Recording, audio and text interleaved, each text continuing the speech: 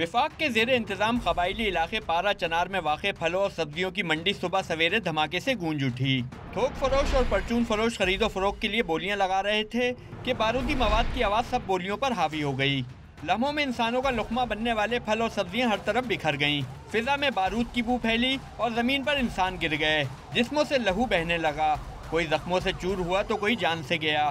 धमाके की आवाज़ दूर दूर तक पहुंची तो लोग हकीकत जानने के लिए मंडी की तरफ दौड़े।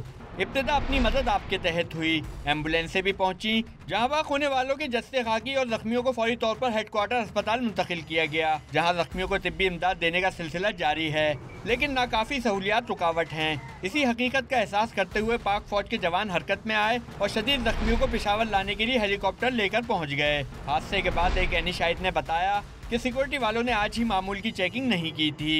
यहाँ पर रोजाना सिक्योरिटी वाले आते थे, बुली से पहले चेकअप करते थे। हमारे लिए आज सिक्योरिटी वाला भी नहीं थी और जो बाकी गैर गाड़ी है ना वो भी नहीं थी।